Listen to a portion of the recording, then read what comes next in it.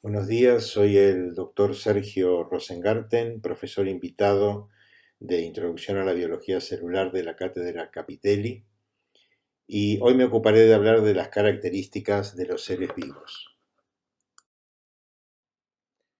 ¿Qué son los seres vivos? Esta es una de las primeras preguntas que nos viene a la mente. Bueno, cuando hablamos de seres vivos o seres vivientes, básicamente nos referimos a las distintas formas que la vida asume a lo largo de su historia, tanto desde los seres más simples y microscópicos hasta las formas de vida compleja, entre las que figuran los propios seres humanos. Los seres vivos son tremendamente diversos en complejidad, tamaño, inteligencia y otras características diferenciadoras, que lógicamente les permiten adaptarse a distintos o diversos entornos y competir con otros seres vivos por el acceso a los recursos necesarios para continuar viviendo y reproducir su especie, transmitiéndole a su descendencia esas características, tanto anatómicas o de conducta. En esto consisten la adaptación y la evolución de las especies, que ya la veremos más adelante. Si la primera pregunta que nos hicimos fue ¿qué son los seres vivos?, la segunda que haría es ¿qué características comparten?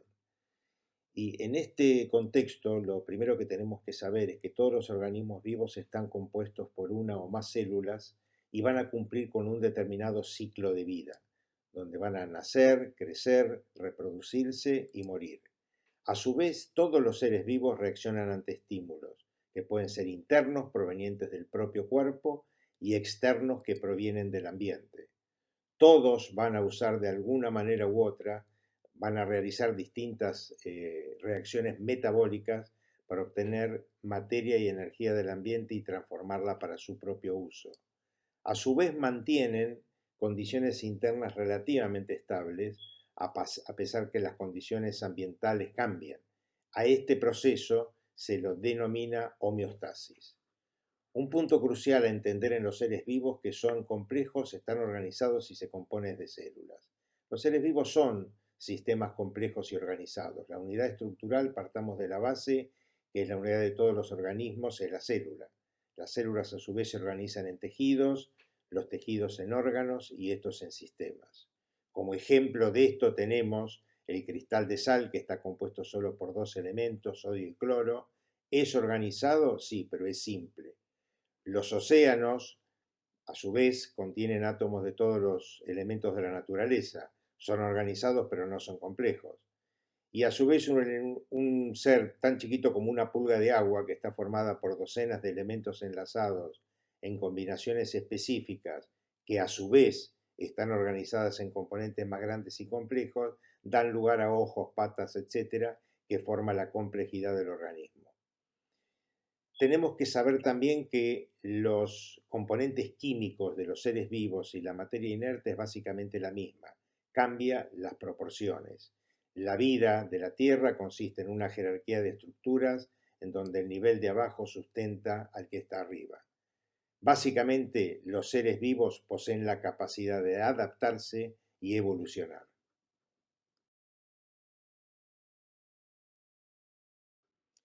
Dentro del capítulo de las características de los seres vivos, tenemos que entender que todos ellos están formados por unidades llamadas células, dividiéndose en dos grupos fundamentales. Unos que se les denomina organismos unicelulares, ejemplos protozoo, bacterias, que luego vamos a ampliar, y los pluricelulares, que están formados por más de una célula. Los organismos unicelulares son todas aquellas formas de vida cuyo cuerpo está formado por una sola célula y no forman ningún tipo de tejido, estructura o cuerpo conjunto con otras de su especie.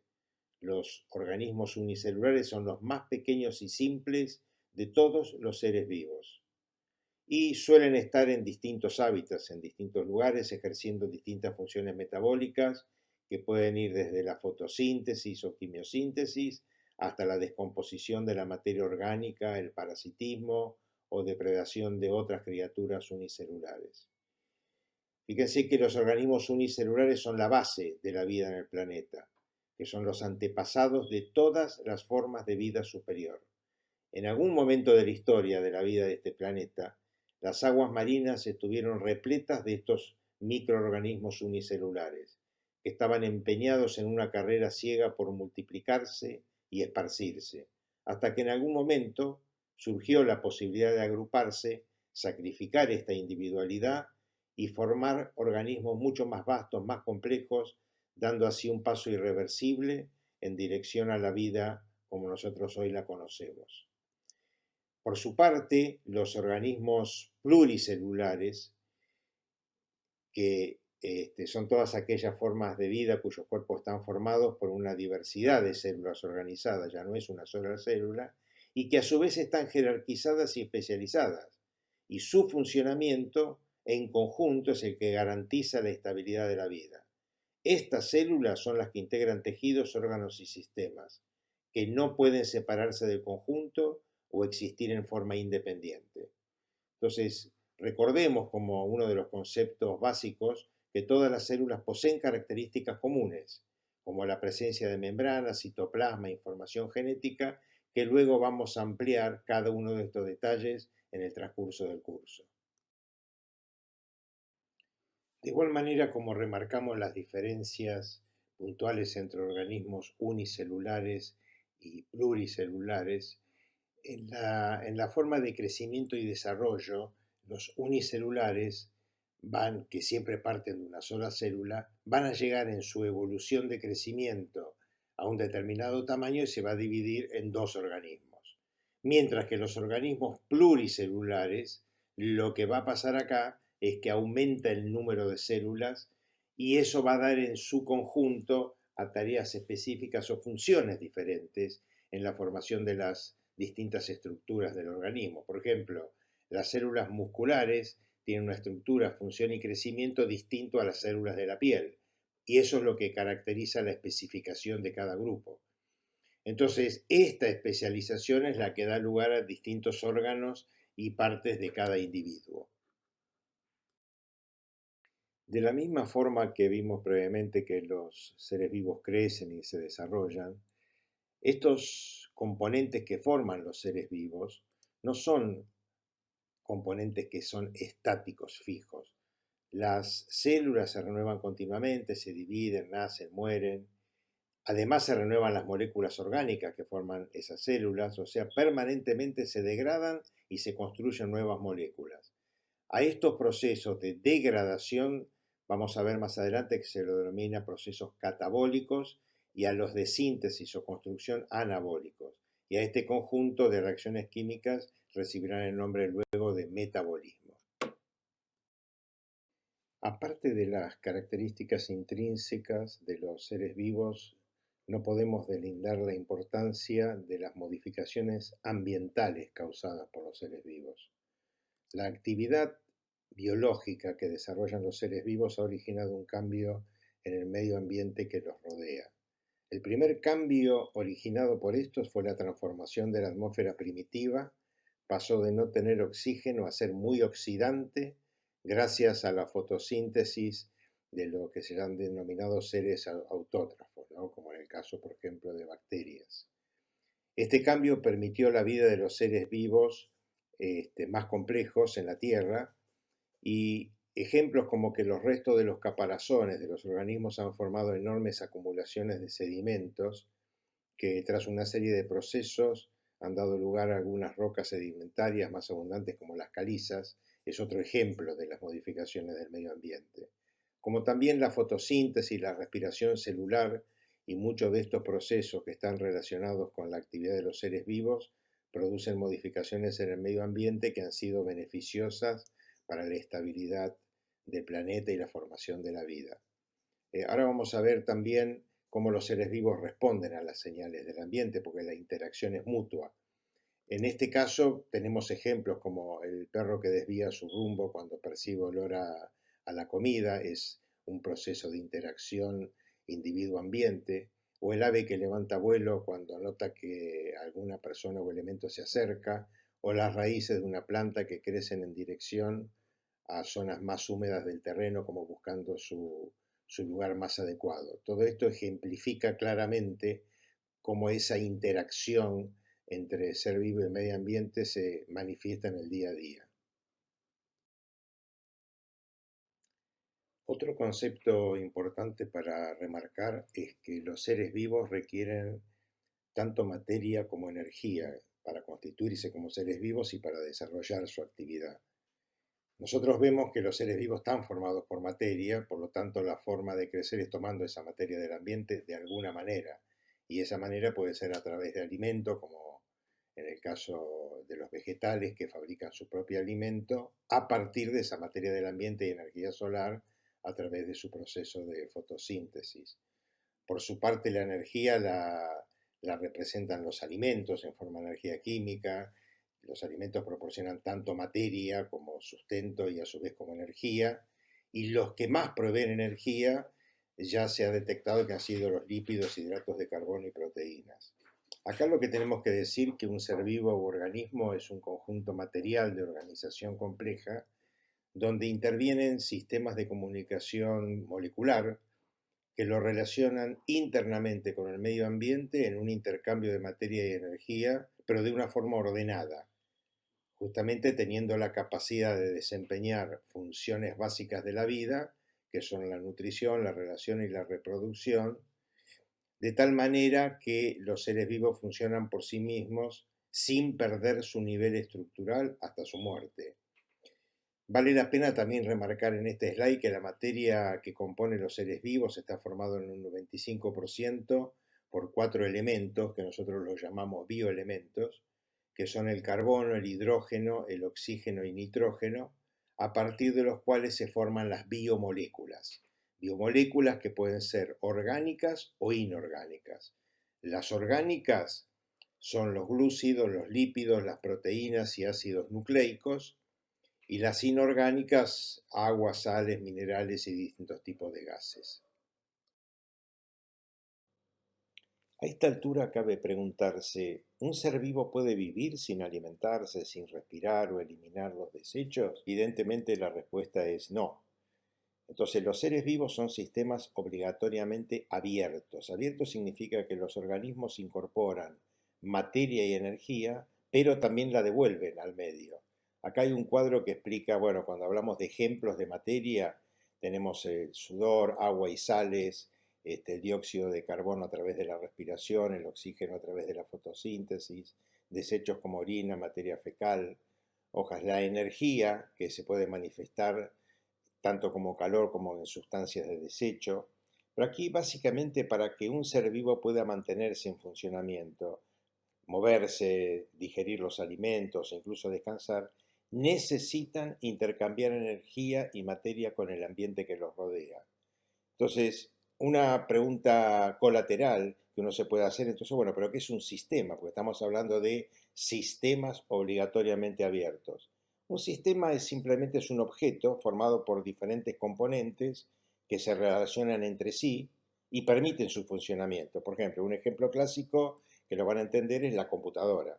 Ahora, los seres vivos también somos sistemas. Por ejemplo, el cuerpo humano está integrado por órganos que cumplen funciones distintas y en conjunto actúan de manera coordinada y permiten el desarrollo de la vida.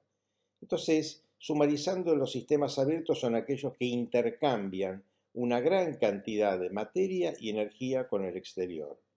En la mayor, en la mayor cantidad de los casos, donde más frecuentemente se observa este intercambio, también es responsable del normal funcionamiento del sistema y sería imposible que pueda seguir funcionando sin la posibilidad de intercambiar materia o energía con el medio. Ahora, si ustedes recuerdan lo que yo les había citado en slides previos, que los seres vivos mantienen un contacto estrecho con el ambiente que los rodea, sufriendo adaptaciones y adecuándose a las distintas variabilidades. Entonces, si uno hace mención a esto, ¿cómo mantiene el ser vivo su medio interno más o menos constante a pesar de los cambios que ocurren en el exterior, que es con quien debe interactuar? Bueno, acá entra un concepto que se lo cité al inicio de la presentación, al que denominamos homeostasis. La homeostasis es el equilibrio que se produce en un medio interno. También se lo conoce con el nombre de homeostasia y básicamente consiste en la tendencia que posee cualquier sistema, incluyendo los seres vivos, a adaptarse a los cambios y mantener un ambiente interno estable y constante. Este equilibrio, tenemos que entender, se produce a partir de respuestas adaptativas que tienen como finalidad preservar la salud. Y la homeostasis se lleva adelante a partir de procesos que nosotros llamamos, y ya vamos a puntualizar en otras presentaciones, se llaman procesos de retroalimentación y control. Entonces, cuando se genera un desequilibrio dentro del organismo, estos dos procesos, ¿no?, el de retroalimentación y control, permiten recuperar el equilibrio perdido. En los organismos en general, la homeostasis depende tanto del medio externo, el vínculo entre el ser vivo y el medio ambiente en el que se encuentra, como del medio interno, la generación y eliminación de determinadas sustancias y desechos, como un ejemplo. Cuando hablábamos de las características de los seres vivos, habíamos notado que una de las características importantes era la capacidad de perpetuarse a través del tiempo mediante la reproducción y a través de la cual iba a dejar una descendencia. Cuando hablamos del concepto de reproducción, hay dos formas generales conocidas en los seres vivos. Una que es la asexual, que es la más primitiva de ambas, implica la generación de individuos nuevos a partir de un mismo y único progenitor. Esto significa que el progenitor duplica su material genético para crear réplicas idénticas de sí mismo. Ejemplos son las estrellas de mar, erizos, la variedad jaspeada de cangrejos, medusas, abejas, etc. En cambio, la reproducción sexual requiere de dos individuos, combinando la mitad de sus códigos genéticos respectivos. De esta manera se logra una fusión única de células que produce un nuevo individuo de material genético propio y singular. Entonces vemos que este método requiere de la producción de células especializadas, o también las llamamos células reproductivas, llamadas gametos. Entonces, esto lo que va a dejar es una descendencia con características semejantes a ambos progenitores. Por eso es una acción de fusión binaria.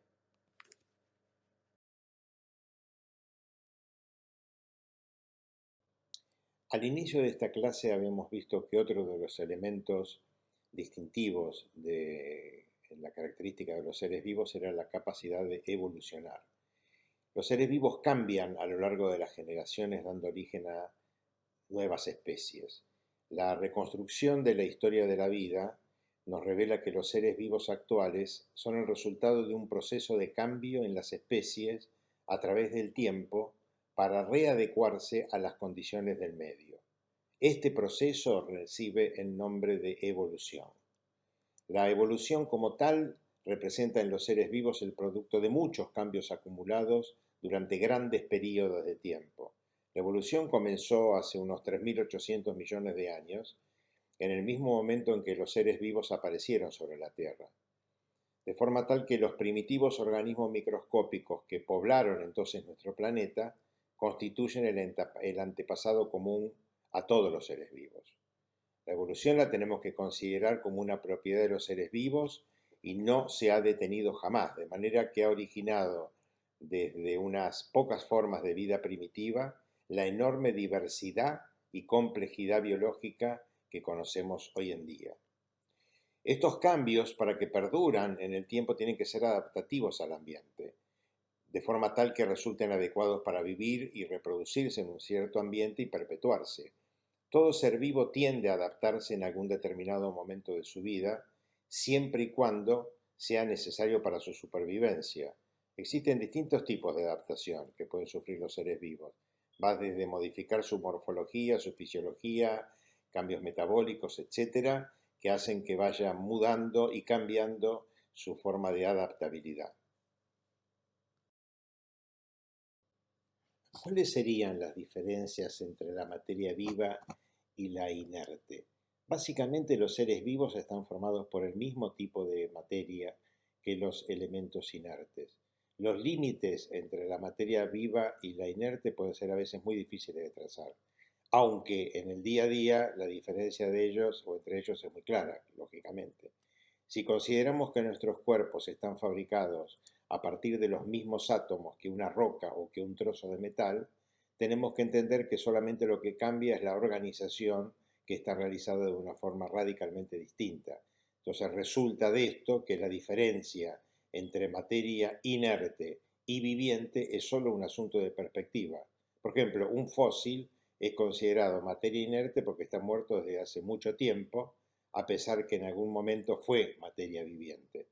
Entonces, básicamente vemos que los seres vivos también, con lo cual no están formados por materia diferente a la inerte, sino que los átomos son exactamente iguales. Los ejemplos de materia inerte son sumamente abundantes en nuestra vida cotidiana. Las piedras, los metales, el concreto, el plástico, el petróleo, el vidrio, el papel, etcétera, todo ello son formas de materia inerte. También lo son los objetos que fabricamos con ellos: estatuas, cañerías, edificios, juguetes, tazas, etcétera. Entonces, químicamente la diferencia entre un organismo y algo inerte es la proporción de los átomos, que son los mismos, y sobre todo la forma como están organizados y se relacionan y combinan entre sí. Cuando hablamos de proporción, estamos hablando que en el planeta, en términos generales, existen 92 elementos. Los seres vivos solo están formados por 6 de ellos, siendo el carbono, el hidrógeno, el oxígeno, nitrógeno, fósforo y azufre. Esto está incluido en ese total que existe en el planeta, pero esta pequeña cantidad son los que conforman nuestro núcleo, y la forma como están distribuidos y organizados es lo que hace la diferencia.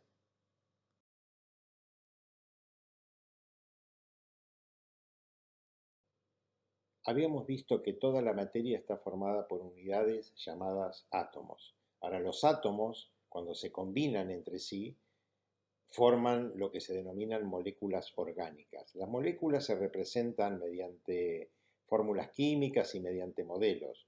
Cuando dos o más átomos iguales o diferentes se unen entre sí, forman una agrupación estable que da origen a esta molécula.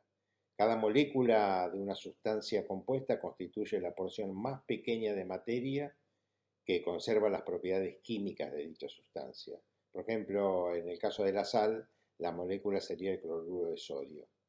Como ejemplo, cuando dos átomos de hidrógeno y uno de oxígeno se unen, forman el agua, el H2O. O cuando cuatro átomos de hidrógeno se enlazan con uno de carbono, forman el gas metano, CH4. Esos son ejemplos de moléculas.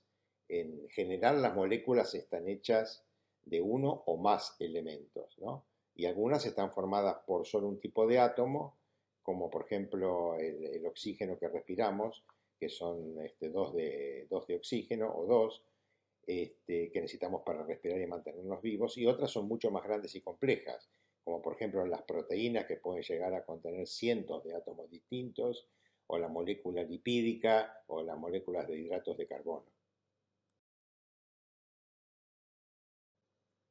Aquí tenemos que enfatizar qué entendemos por organismos complejos y organizados. Organismos complejos son básicamente aquellos cuyas células se diferencian para crear estructuras más grandes y especializadas.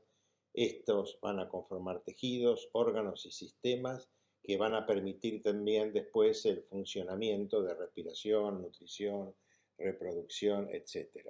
Los seres humanos y otros organismos multicelulares complejos tienen sistemas de órganos que trabajan en conjunto para realizar los procesos que nos mantienen vivos. El cuerpo tiene niveles de organización que se construyen unos sobre otros. Las células constituyen tejido, los tejidos constituyen órganos y los órganos constituyen sistema de órganos. La función de un sistema de órganos depende de la actividad integrada de los mismos. Por ejemplo, los órganos del sistema digestivo cooperarán para procesar los alimentos, y la supervivencia del organismo como tal dependerá de la actividad integrada de todos los sistemas de órganos, que está con frecuencia coordinada por los sistemas endocrino y nervioso. De ahí surge la complejidad del mismo. ¿Cuál sería la definición de estos organismos con respecto a la organización de los mismos? Básicamente, los organismos vivos son estructuras ordenadas que a su vez se coordinan entre sí. Sabemos que todo comienza con la célula y que para algunas especies termina con la misma, pero para otras las células se juntan para formar tejidos, para estos tejidos que luego forman órganos, órganos que se pueden unir para formar sistemas orgánicos y la conjunción de estos sistemas orgánicos que pueden combinarse para luego formar el organismo. Entonces, estos distintos niveles de organización son los que van a permitir el sistema de funcionamiento y coordinación entre sí en cada una de estas estructuras. Resumiendo, el concepto fundamental de organización es básicamente crucial para comprender la diferencia entre lo vivo y la sustancia inerte. Justamente lo que distingue a un organismo vivo de un organismo inerte es su nivel de organización. Entonces acá está citado el tipo de componentes y la forma en que estos se relacionan, lo distintivo en los seres vivos que continuamente se producen a sí mismos y a una organización capaz de producirse a sí mismo le hemos dado el nombre de organización autopoyética. Cuando vamos a autopoiesis, vemos que es la capacidad de los sistemas de producirse a sí mismos, o sea, genera sus propios componentes.